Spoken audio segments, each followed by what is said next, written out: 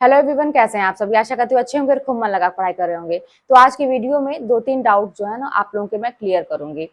छोटा सा टिप्स आप लोगों के लिए जो आप लोगों के फायदेमंद साबित होगा। और एग्जाम का टाइम है, थोड़ा सा मोटिवेशन भी जरूरी है, तो सारी चीजें मिलेंगी। वीडियो लंबी नहीं होगी क्योंकि आप लोगों की पढ़ाई का टाइम है। देखिए, आप लोगों के जो डाउट है, मेरे कमेंट सेक्शन में आया था कि 2 सब्जेक्ट से तैयारी कर रही हूँ, क्या वो सही है, कर सकते हैं कि नहीं। क्यों नहीं कर सकते भाई, जब आप फॉर्म अप्लाई कर सकते हैं तो कर सकते हैं। डेट का भी आगे पीछे होगा, लेकिन बस बात वही है कि जो मैंने बोला था कि एक पे फोकस होना चाहिए, नहीं तो कहीं के कहीं, देखिए सिलेबस ना कोई भी सब्जेक्ट हो, जैसे आर्ट है ना, कला की बात करें तो उसको बड़े हल्के में लोग लेते हैं। उनका अरे कला है ना, उसका भी सिलेबस है भाई, पूरा पर्याप्त सिलेबस है। होम साइंस उसको तो और, अरे होम साइंस है, गृह विज्ञान है, उसका भी पूरा सिलेबस है। हिंदी की बात करें अपने, अरे हिंदी ना है। लोगों को लगता है कि बस गणित जो पढ़ता है, केमिस्ट्री जो पढ़ता है, फिजिक्स जो पढ़ता है, मतलब वही सिलेबस एक है। मतलब इस तरह से उन लोगों की एक धारणा है, इंग्लिश जो पढ़ता है वही एक असली परीक्षा दे रहा है। ऐसी कोई बात नहीं होती है। हर सब्जेक्ट का अपना एक महत्व है और उसका एक सिलेबस है। अगर आप किसी भी सब्जेक्ट में आपका सिलेक्शन होता है, आपकी सैलरी उतनी ही आनी है, कहीं से उसमें भेदभाव नहीं है। तो सीरियस होके अगर आप 2 सब्जेक्ट से भरे हैं तो एक पे फोकस करिए कि कहीं मतलब निकल जाए किसी भी तरीके से। दूसरी पहली बात तो ये हो गई। दूसरी चीज ये कि डर लगता है, मुझे सब इंपॉर्टेंट लगते हैं, कुछ लोगों को लगता है कि समझ में नहीं आता है कौन सा इंपॉर्टेंट है क्या है।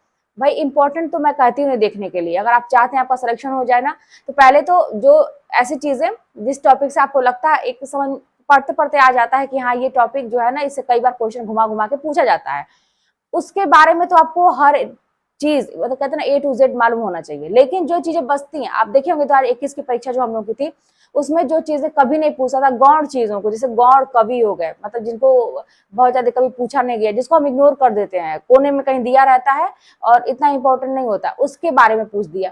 तो वही चीज है। तो अब कुछ भी ऐसा नहीं आप कह सकते इसको छोड़ दे इसको पढ़े, आप पढ़ते रहिए बिना चिंता किए पढ़ते रहिए और खूब मेहनत करिए, खूब मेहनत करिए, इतनी मेहनत करिए ना कि परीक्षा तो आपको कठिन लगेगी, मतलब 100%, कोई इसमें डाउट नहीं है।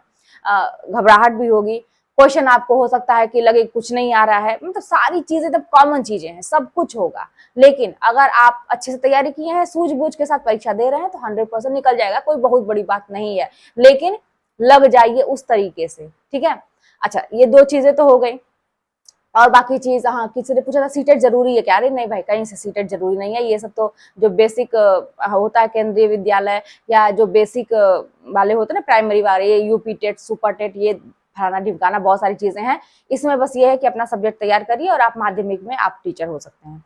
चलिए, ये तो आप लोगों के डाउट हो गए। कुछ कमेंट मैंने देखा जिसपे आप लोग को बहुत परेशान, नहीं सब चीजें परेशान और बंद करिए। मायके ससुराल में है, अभी मैंने देखा कि तो लोग कहेंगे कि मायके में जाके तैयारी कर रही है तो हम मजाक बनाएंगे। अरे भाई, ये तो सबसे बड़ा मोटिवेशन हो गया आपके लिए कि आप कहीं अगर जाके तैयारी करते हैं, मायके में जाके तैयारी करते हैं।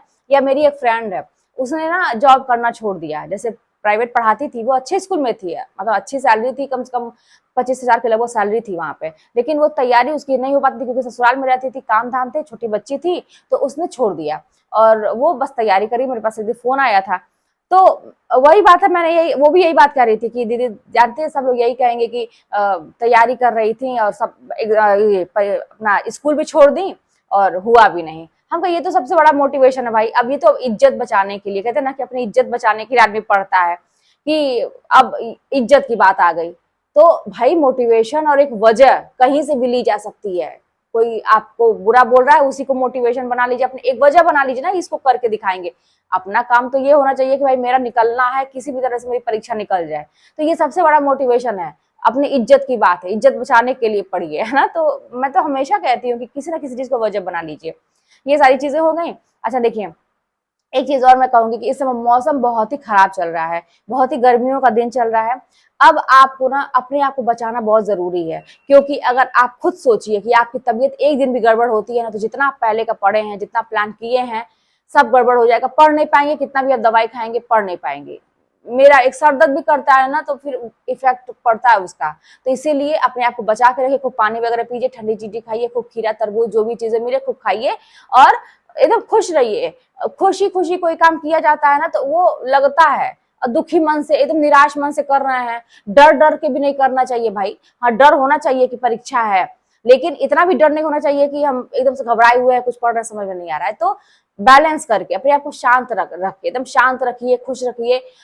उस मन में सोचिए कि मेरा हो गया, मेरा हो जाएगा, मैं मेहनत करूंगी, मेरा हो जाएगा।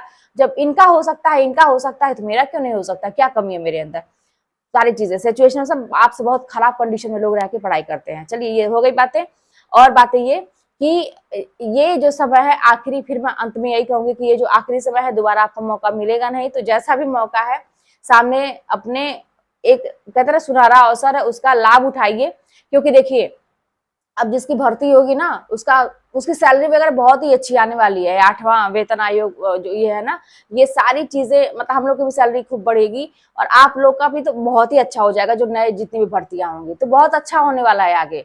तो इसीलिए थोड़ी सी मेहनत की बात है, बिना किसी चिंता किए कुछ सोचे भविष्य क्या होगा, फेल हो जाऊंगे, ये है वो है, मेरी ये चीजें छूट गई, वो दोस्त यार नात रिजा सब छूट गया, अरे होने दीजिए। अभी फिलहाल आंख एकदम से एक जगह लगाइए किताबों पे, सब इधर उधर देखना बंद करिए। बस यही सारी चीजें हैं। चलिए मिलते हैं नेक्स्ट वीडियो में। मेरे पास भी देखिए बहुत काम हो जाता है। अभी इस समय किचन में ही थी मैं, तो मैंने सोचा कि आप लोगों के साथ थोड़ा सा जरूरी चीजें हैं बात कर लूं। और रात में अक्सर यही मुझे टाइम मिलता है। इस आगे स्कूल से आने के बाद थोड़ा सा रेस्ट करने के बाद भी बहुत सारे काम हो जाते हैं। सब कुछ मैं अकेले मैनेज करती हूँ, कोई काम वाली मैंने नहीं रखा है, क्योंकि अभी मैनेज हो जा रहा है। आगे भविष्य में हो सकता है जब अपना घर वगैरह बन जाएगा तो मैं अपने हेल्पर एक रखूंगी, जैसा भी होगा बात की बात है। लेकिन फिलहाल तो मैं मैनेज कर लेती हूँ, लेकिन इसमें सारी चीजें एक साथ मेरे ऊपर पड़ जाती हैं। फिर सुबह 4:30 बजे ही मैं उठती हूँ इस समय, और फिर बेटे को भेजती हूँ, फिर अपने जाती हूँ। तो वही है कि बहुत भाग दौड़ हो जा रही है, तो इसीलिए समय थोड़ा सा यही मिल पाता है। और अच्छा भी तो है, यही हम लोग के लिए यही समय है ना, गृहिणियों के लिए कहिए या पढ़ने वाले लोग के लिए यही समय रात बेस्ट होती है। खूब पढ़िए एकदम से, मतलब बिना किसी चिंता किए खूब पढ़िए। चलिए मिलते हैं नेक्स्ट वीडियो में। कोई बात होगी तो कमेंट के माध्यम में बताइएगा। चैनल पर नए सब्सक्राइब करिएगा, शेयर करिएगा। मिलते हैं नेक्स्ट वीडियो में।